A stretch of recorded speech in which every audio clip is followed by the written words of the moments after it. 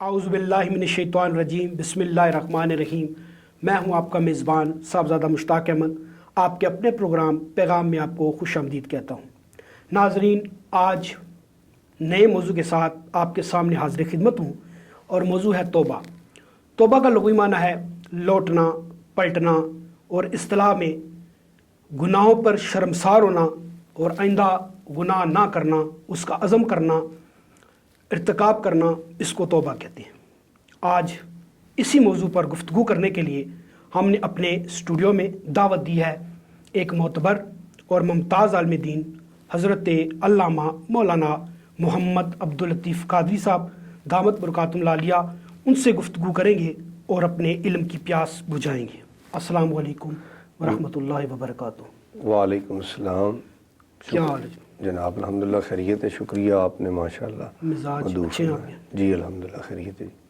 یہ ہمارے راجاز انٹرٹینمنٹ کی طرف سے یہ ہمارا پروگرام ہے، اسلام سیز کے نام سے ہم نے ایک سلسلہ شروع کیا ہے، تو آپ بزرگوں کی ہمیں رہنمائی حاصل ہوگی۔ اللہ تعالیٰ اس میں برکت ڈالے، ہمارے لیے دعا بھی کریں، اور اپنے پروگرام کا آغاز کرتے ہیں۔ جی، پہلا سوال حضرت صاحب یہ ہے کہ توبہ کے بارے میں بتائیں کہ خالص توبہ سے کیا مراد ہے؟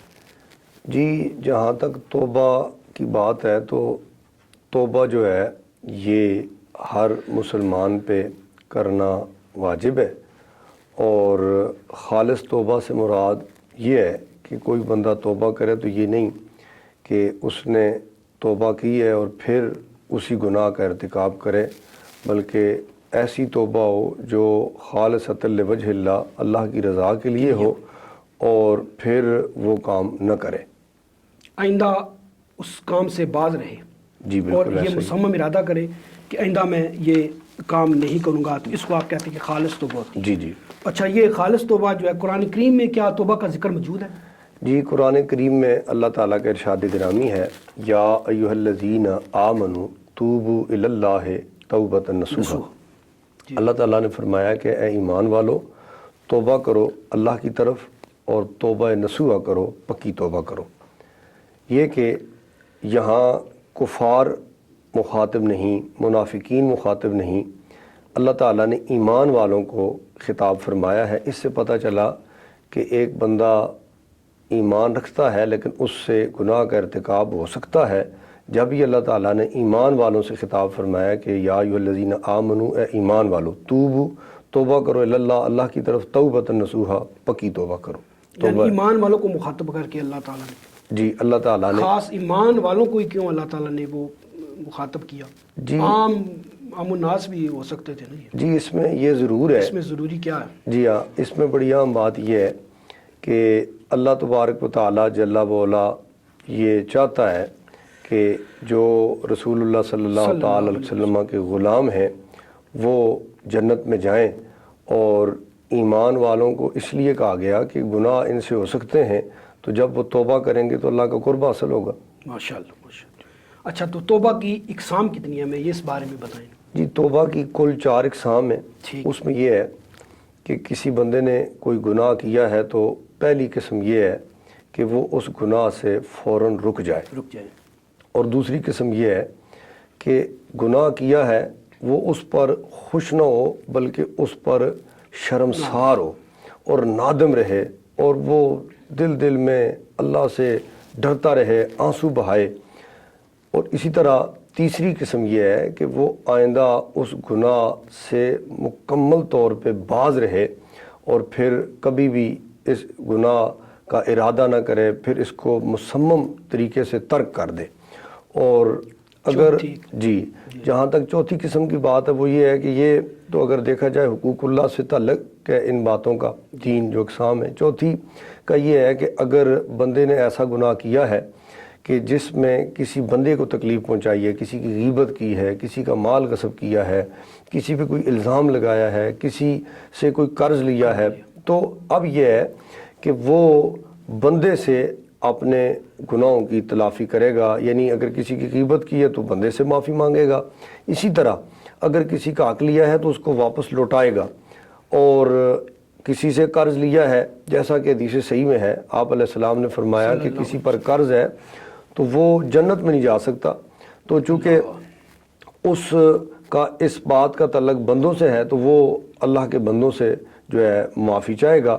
تو یہ توبہ کی چوتھی قسم ہے. اور جب تک اس کو بندہ معاف نہیں کرے گا جس کے ساتھ اس نے زیادتی کی ہے، تو قرآن و حدیث میں یہ تصریح موجود ہے، یہ تعلیم موجود ہے کہ اللہ معاف نہیں کرے گا.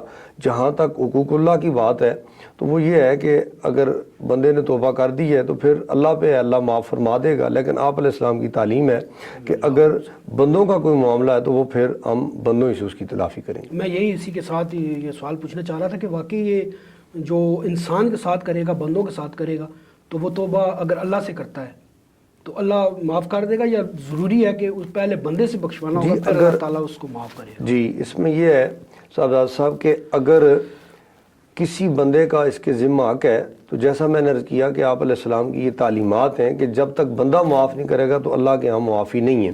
وہ خالق و مالک ہے، اللہ تعالیٰ چاہے تو وہ معاف فرما دے. لیکن آپ علیہ السلام کی تعلیم یہی ہے کہ جب تک بندہ شخص سے معافی مانگے گا، پڑے گی. ہاں جی، اس کے بعد وہ کوئی قرض لیا ہے، اس کا حق مارا ہے، یا غیبت کی ہے، غیبت بھی بہت بڑا جی کسی بھی طرح کا کوئی اس نے کسی بندے کا حق اس نے لیا ہے تو جب تک وہ بندہ معاف نہیں کرے گا تو معافی نہیں ہو. اچھا سر یہ بتائیں کہ توبہ نصوحہ سے کیا مراد ہے؟ جی مفسرین فرماتے ہیں کہ پچھلی امتوں میں ایک بندہ تھا جو ایک بادشاہ کے پاس کام کرتا تھا اور تھا مرد، لیکن اس نے عورتوں کی صورت اختیار کی ہوئی تھی. وہاں ایک چوری ہو گئی اور اس میں یہ اوپر سے احکامات آئے کہ جامع تلاشی لی جائے تاکہ جو زیور چوری ہوا ہے اس کا پتہ چلایا جا سکے. اس بندے نے دل میں یہ ارادہ کیا کہ میں ہوں مرد لیکن میں عورت بنا ہوا ہوں، اگر میرا یہ راز فاش ہو جاتا ہے تو یقیناً میری زندگی کو خطرہ ہے. اس نے دل میں یہ توبہ کی کہ اگر اللہ تعالیٰ مجھے معاف فرما دے تو میں آئندہ سے ایسا نہیں کروں گا، اور مرد ہوں تو میں مرد ہی بن کے رہوں گا. اس نے جب پکی توبہ کی اللہ تعالیٰ نے اس پہ کرم فرما دیا. علماء کرام فرماتے ہیں کہ یہاں خاص وہ بندہ مراد ہے جس کا نام نصوحہ تھا. تو اللہ تعالیٰ فرماتا ہے کہ ایمان والو ایسے توبہ کرو جیسا کہ نصوحہ نے توبہ کی تھی. علاوہ ازیں مفسرین فرماتے ہیں یہاں نصوحہ سے مراد ہے پکی توبہ. پکی توبہ جی. نصوحہ نصیحت سے یہ لفظ نہیں نکلا؟ جی یہاں علماء نے اس کا معنی یہی لیا ہے کہ پکی توبہ. پکی توبہ. جی. اچھا کیا توبہ کا کوئی وقت مقرر ہے کہ بندہ ہر ٹائم، ہر وقت، ہر جگہ کوئی بھی ہو وہ توبہ کر سکتا ہے، یا اس کا خاص کوئی وقت مقرر ہے کہ جس ٹائم اللہ تعالیٰ توبہ قبول کرتا ہے؟ جی ہاں، اس میں یہ ہے کہ خاص طور پہ یہ یاد رکھنے والی بات ہے کہ توبہ کا کوئی وقت مقرر نہیں ہے. سمجھنے کے لیے یہ ضروری ہے کہ ایک بندہ نماز پڑھنا چاہتا ہے تو وہ بوضو ہوگا، پھر اس نے قبلہ کی طرف منہ کرنا ہے. لیکن جہاں تک توبہ کی بات ہے تو اس قسم کے کوئی جو ہے نا قیود نہیں لگائی گئی، بلکہ جب بندہ جس حال میں ہو جب چاہے وہ توبہ کر سکتا ہے.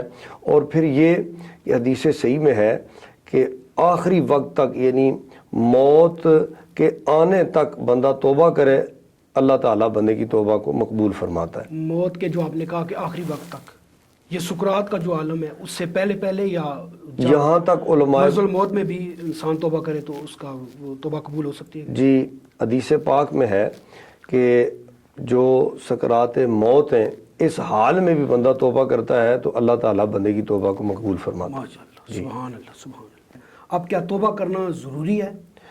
جی توبہ کرنا ہر بندے پہ واجب ہے. اچھا واجب ہے، مطلب لازمی ہے؟ جی لازمی ہے، توبہ کرنا واجب ہے، انتہائی لازمی ہے. اور رسالت مآب صلی اللہ تعالیٰ علیہ وسلم نے فرمایا، سیاہ ستہ میں ہے، آپ علیہ السلام فرماتے ہیں کہ میں ہر روز اللہ کی بارگاہ میں 100 مرتبہ توبہ کرتا ہوں.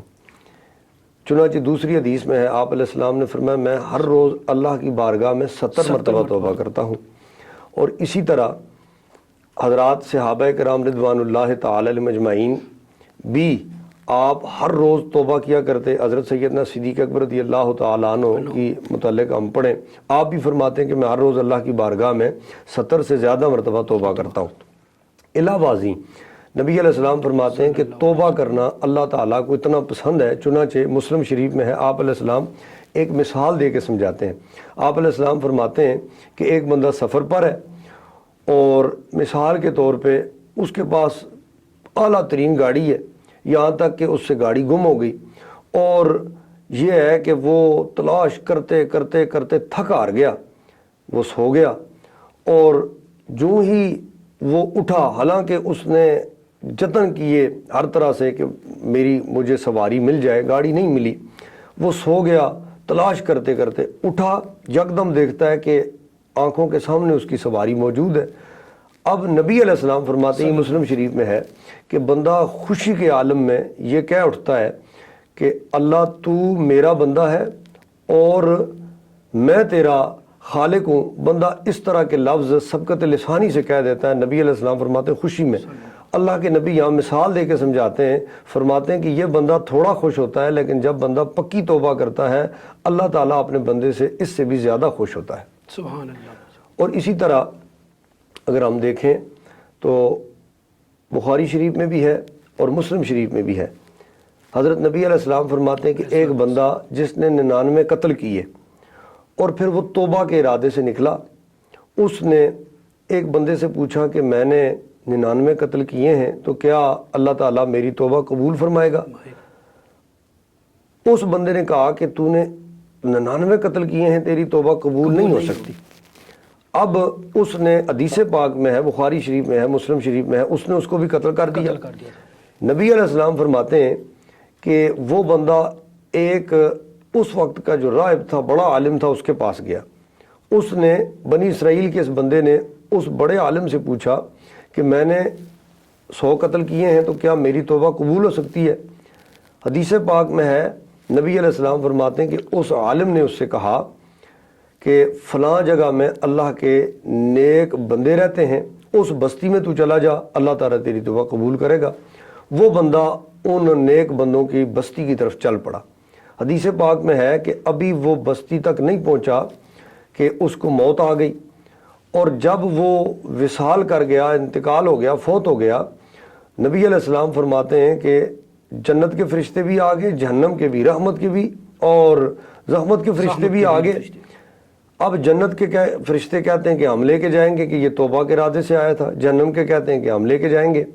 حدیث پاک میں نبی علیہ السلام فرماتے ہیں کہ ایک فرشتہ آیا جو انسانی شکل میں تھا، اس فرشتے نے ان کے درمیان فیصلہ کیا، کہا کہ زمین کو ناپ لیتے ہیں، اگر یہ جہاں سے چلا تھا ادھر قریب ہے تو پھر جہنم کے فرشتے لے جائیں، لیکن جس طرف جا رہا تھا اگر نیک بندوں کے، اللہ کے نیک بندوں کی طرف قریب ہے تو پھر اس کو جنت کے فرشتے لے جائیں۔ نبی علیہ السلام فرماتے ہیں کہ جب زمین کو ناپا گیا تو وہ ایک بالشت، ایک ہاتھ جو ہے وہ نیک لوگوں کے قریب تھا، یہاں تک کہ اللہ تعالیٰ نے اس کو جنت عطا فرما دی۔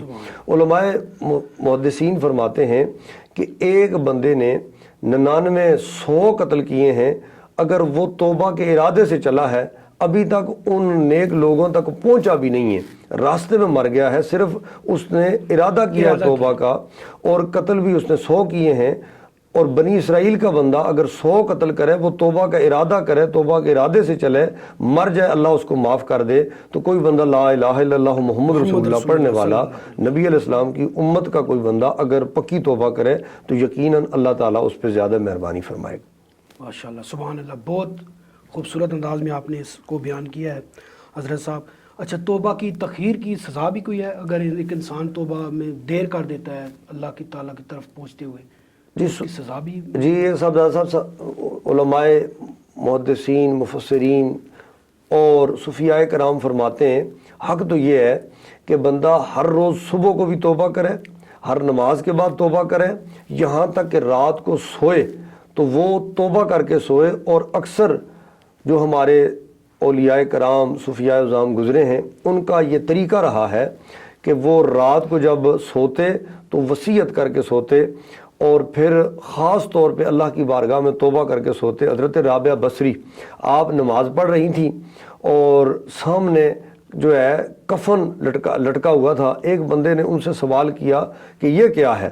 انہوں نے کہا کہ کفن سامنے ہے اور میں جب نماز پڑھتی ہوں تو یہ سمجھ کے پڑھتی ہوں کہ ممکن ہے زندگی میں یہ میری آخری نماز ہو، اور فرمایا کہ جب میں رات کو سو جاتی ہوں تو اللہ کی بارگاہ میں توبہ کر کے سوتی ہوں، ہو سکتا ہے کہ یہ میری آخری رات ہو، آنکھ نہ کھلے صبح ہو تو اچھا یہ بھی بتائیں کہ اگر ایک بندے کا ہم نے حق دینا ہے جی توبہ نہیں کی اور بندہ وہ فوت ہو گیا، اس کا پھر کیا حکم ہے؟ پھر ہم کس طرح معافی مانگیں گے؟ پھر اللہ سے مانگیں گے حالانکہ ہم نے جو ہے حکومت اس کی ہے، بندے کی حق تلفی کی ہے، پھر اس سے معافی نہیں مانگ سکتے، وہ فوت ہو گیا، تو اس صورت میں ہم کیا کر سکتے ہیں؟ سب زیادہ مشتاق صاحب اس میں یہ ہے کہ جس طرح میں نے آپ کا حق دینا ہے یا کوئی زید ہے بکر ہے جس کا بھی حق دینا ہے، وہ بندہ فوت ہو گیا ہے تو ظاہر ہے جس طرح کوئی بندہ فوت ہو گیا، اس کا بیٹا ہوگا، بھائی ہوگا، تو اس کا کوئی وارث ہے، اس تک اس حق کو پہنچایا جائے، اس کے وارثان تک حق کو حق پہنچایا جائے تو پھر وہ توبہ کا ادا ہو سکتا ہے،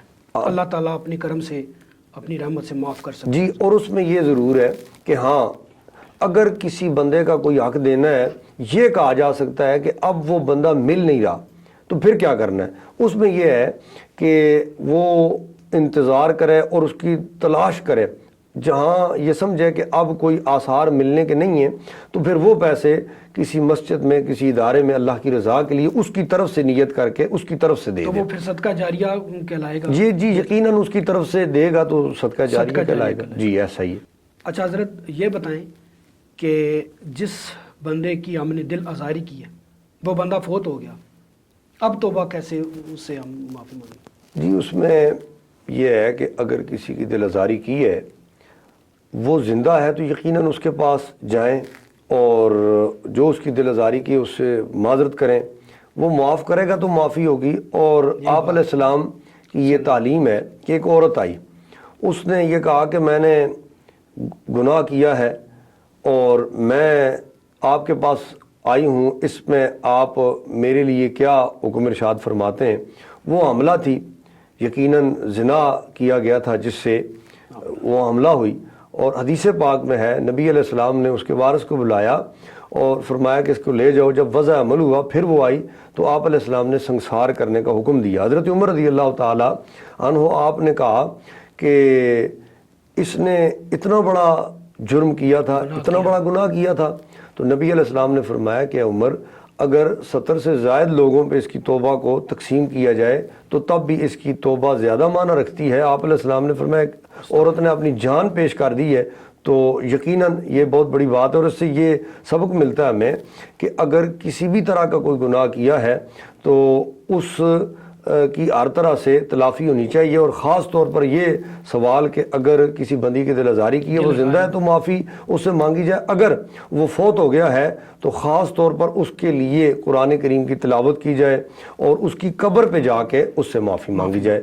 اور یہ آپ علیہ السلام کی تعلیمات ہیں کہ خاص طور پہ اس کی قبر پہ جا کے معافی مانگی جائے، اللہ تعالیٰ معاف فرما دے گا۔ بہت بہت شکریہ حضرت علامہ مولانا عبداللطیف قادری صاحب، آپ ہمارے پروگرام میں آئے، ہماری علم کی پیاس بجھائی، تو آخر میں ہمارے پروگرام کے بارے میں کیا کہنا چاہیں گے؟ میں سمجھتا ہوں جی کہ خاص طور پر اس وقت ضرورت ہے کہ جو ہماری نوجوان نسل ہے، بلکہ جس بھی عمر کے لوگ ہیں، اگر ان کو اسلام کی طرف ہم راغب کریں گے، یہ ایک تبلیغ کا سلسلہ ہے، اور حضرات انبیاء کرام کے بعد اگر دیکھا جائے تو یہ امت محمدیہ کی ڈیوٹی ہے، یہ ذمہ داری ہے کہ وہ قرآن و حدیث کا پیغام پوری دنیا تک پہنچائیں، اور یہ ضروری ہے کہ ہمارا اوڑھنا بچھونا جو ہے وہ اسلامی تعلیمات کے مطابق ہونا چاہیے۔ بہت بہت شکریہ حضرت صاحب، آئندہ بھی آپ کو ہم تکلیف دیں گے، آپ ہمارے اسٹوڈیو میں آ کر ہماری اسی طرح علم کی پیاس بجھائیں گے۔ تو ناظرین، آج ہمارے پروگرام کا وقت ختم ہوا چاہتا ہے، آئندہ ایک نئے موضوع کے ساتھ آپ کا میزبان مشتاق احمد آپ کے سامنے حاضر خدمت ہوگا۔ اس وقت کے لیے اجازت، اپنا بہت خیال رکھیے گا، اس اپنے پن کے ساتھ۔ اللہ تعالیٰ میرا اور آپ کا حامی و ناصر ہو۔ اللہ نگہبان۔